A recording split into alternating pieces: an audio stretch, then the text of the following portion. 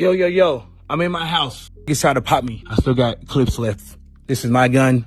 I really wanted to take my time on this man because I am very familiar with Everson Griffen's situation and his mental history. So what I'm about to show you, I'm going to admit, is a little graphic. This video is going to get demonetized, which means YouTube isn't going to push it out to a larger audience. So of course, you guys know a way we could counteract that is if you leave a like on the content. It does wonders for my channel.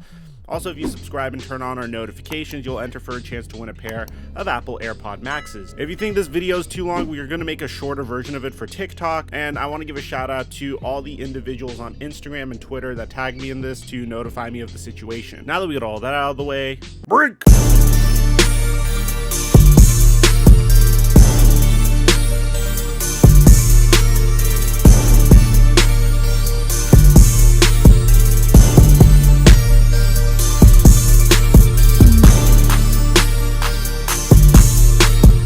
Check 1 2 1 2. What's going on, everybody? So in order to really understand what is going on with this entire story, about 10 hours ago, Everson Griffen posted this screenshot onto his Instagram story saying, "I need help. People are trying to kill me at my own house." Now, it's really important before we dive into this that you understand Everson Griffen has a history of mental difficulties. And the Minnesota Vikings are very much well aware of this. Like in the beginning of the 2018 NFL season, and when he was with the Minnesota Vikings, Everson Griffen and his agent were sent a letter from the Vikings saying that he would not be allowed back with the team until he underwent a mental health evaluation. 2 days later, Everson Griffen was involved in an incident at Hotel Ivy where he allegedly threatened to shoot someone because he was not allowed in his room. Now, let me know if this sounds familiar. According to the Minnesota Star Tribune, Griffen was growing increasingly paranoid and feared that someone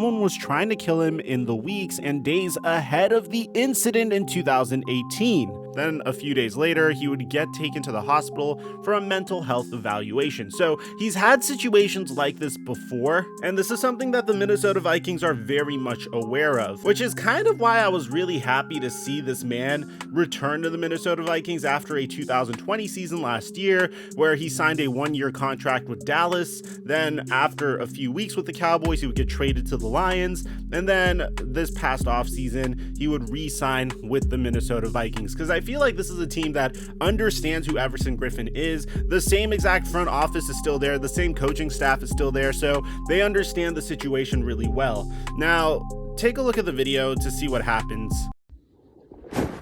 Yo, yo, yo, I'm in my house. He's trying to pop me. I still got clips left. This is my gun, 45 Wilson Combat, registered to me. I bought all my bullets around town. Dalvin Cook helped me purchase this gun. It all belongs to me, and they are registered to me.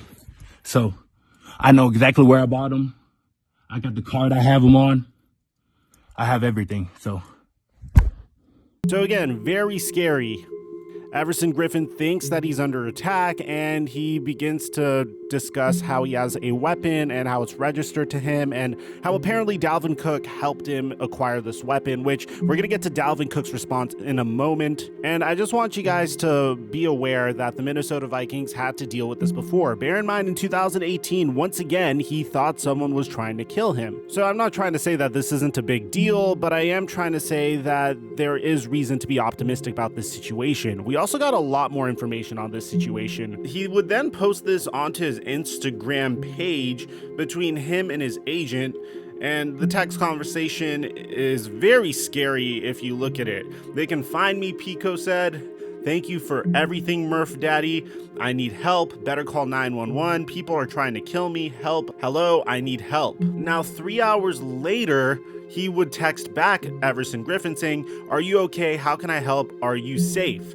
And thankfully, at least 4 hours later, Everson Griffen would start sharing his location with his agent, which is a very, very good sign, and then would say, "Help, please." Now, in this video, I'm sure you notice he also mentioned Dalvin Cook, so this is what Dalvin Cook had to say about the situation.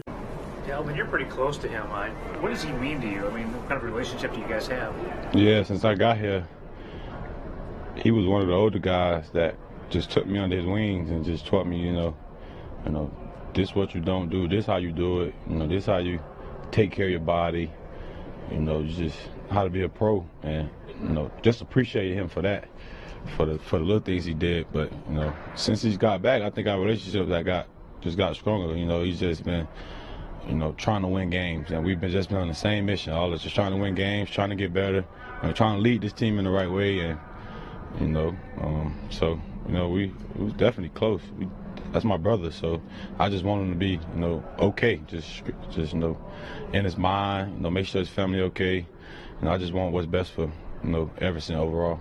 And then, of course, the Minnesota Vikings and the Minnetrista, Minnesota Public Safety Department would also give a release. So this is what the Vikings had to say. Vikings representatives and the team's mental health professionals have been on site at Everson Griffen's home since early this morning and are cooperating with law enforcement.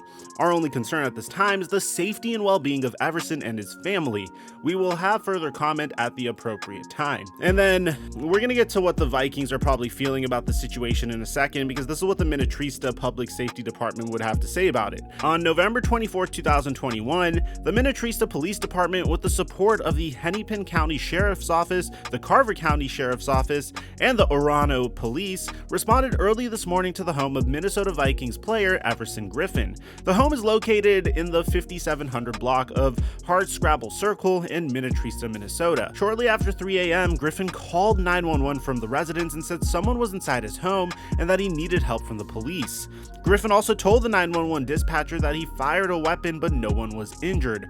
When law enforcement agencies responded, they were unable to locate an intruder. Since approximately 7 a.m., law enforcement and psychologists from the Minnesota Vikings have been in ongoing communication with Griffen, who has refused to come out of his residence. At this time, law enforcement officers are confident that Griffen is alone inside the home and continue to work with him to resolve the situation. There's no information available to us at this time. So this was a few hours ago. A lot of people are assuming that the Minnesota Vikings are going to release Everson Griffen, but I don't think that's what's going to happen here. This isn't like when Damon Arnett pulled out a weapon and threatened to kill someone. This is a man that is literally having a psychological breakdown with a team that is very understanding and very familiar with his mental makeup. I mean, bear in mind, this is a guy that went through a similar situation 3 years ago with the same exact team, and with his team knowing all of this information, they still signed him this past offseason.